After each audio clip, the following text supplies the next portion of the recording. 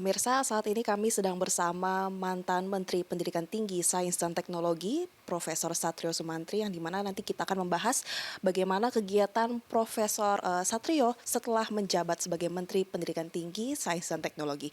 Telah bersama kami, selamat siang Prof. Satrio. Selamat siang, Mbak. Prof. Satrio, ini bagaimana kegiatannya setelah menjabat sebagai Menteri Pendidikan Tinggi, Prof? Jadi setelah saya mengundurkan diri sebagai Menteri Pendidikan Tinggi Sains dan Teknologi, maka saya kembali beraktivitas seperti halnya waktu sebelum diberi amanah sebagai Menteri, yaitu saya sebagai guru besar di beberapa perguruan tinggi, antaranya ITB, tempat dulu saya memulai karier sebagai dosen di ITB tahun 1980 sampai jadi guru besar di sana. Kemudian saya juga mendapatkan amanah untuk menjadi visiting professor di Central South University di Changsha, Cina, bidang metalurgi.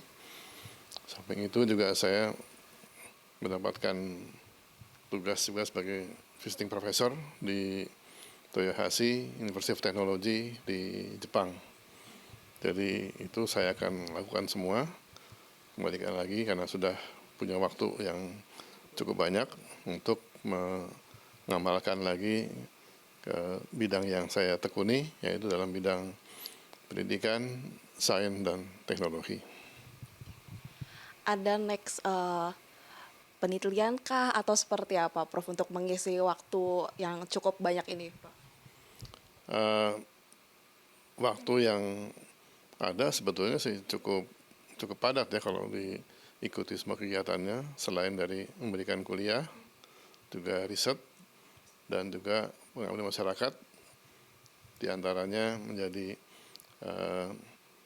konsultan dan tenaga ahli dari beberapa industri yang terkait dengan bidang saya teknik mesin, dan yang terakhir waktu sebelum diberi amanah menteri, saya menyelesaikan proyek LRT Jabodebek dari awal pembuatannya, kemudian sampai selesai, sampai saat commissioning, pengoperasian, saya ikut terus sampai selesai. Itu karena terkait dengan bidang keahlian saya, teknik mesin. Samping itu juga saya melakukan kegiatan yang terkait industri hilirisasi, khususnya untuk nikel yang di Morowali, bagaimana nikel diolah menjadi bahan baku baterai untuk menjadi baterai mobil listrik. Gitu pun juga saya lihat ada seperti itu, saya harus tindakan. Kalau saya diam aja kan, saya berarti tidak menjalankan perintah presiden. Nah, saya adakan upaya mutasi. Saya mutasi yang bersangkutan, ya, supaya dia jerak, tidak lagi melakukan tindakan-tindakan yang menyebabkan negara rugi dengan pemborosan dan korupsi. Nah, rupanya dengan mutasi tersebut dia terusik kan kenyamanannya, nggak bisa main lagi. Saya juga dengar dari info dari di bawah, rekan-rekan, orang-orang yang demo itu memang punya cicilan yang tinggi sekali, di macam-macam. Bahkan ada Instagram mereka, kita cek juga, tiap tahun itu keluar negeri, keliling dunia. Padahal jabatan dia itu sangat rendah. Kok bisa gitu loh, iya kan? Jadi kan ada sesuatu nih. Nah, itu yang mau kita bersihkan. Nah, tapi karena mereka sudah nyaman seperti itu, terusik waktu saya geser, mereka langsung mengadakan demo. Buat saya, ya itu hak dia untuk demo. Saya sudah betul tindakan saya, menurut saya. Dan sebetulnya demo itu buat saya udah lama sekali di birokrasi kan dulu. Ya itu biasa demo itu kan. Ya memang dia betul usik dia kan. Nah, sambil tindakan kalau itu. Malam itu saya pikir saya antisipasi aja. Kalau nanti saya ketemu presiden, kemudian dalam pembicaraan tadi saya mungkin dikatakan memang ada kesalahan yang saya buat, saya terima pasti kan. Kan beliau yang angkat saya dulu. Jadi kalau saya ditegur beliau ya wajar itu loh. Tuh, saya salah pun saya terima itu loh.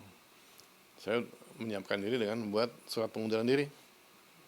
Malam saya buat dulu, hanya untuk kalau nanti saya memang sudah anggap salah oleh presiden, saya menyatakan, Pak kalau gitu saya mundur kan saya sudah salah nih, tidak bisa memenuhi kebutuhan presiden, saya mengundurkan diri itu loh, dengan surat, saya udah buat suratnya gitu loh.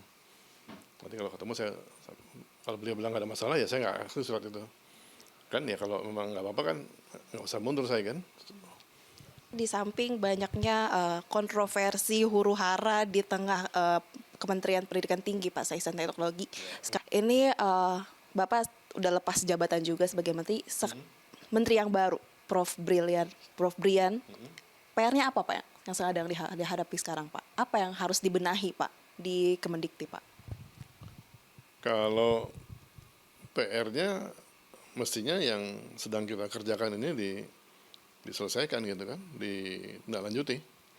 Jadi yang masalah tukin, kemudian yang untuk BIM tadi itu, juga untuk BPI, kan juga BPI demo juga tuh, besok BPI ke saya juga itu, ratusan dosen itu, yang sudah dapat LOA tapi nggak ada beasiswanya, itu juga kita selesaikan dengan pakai LPDP juga itu.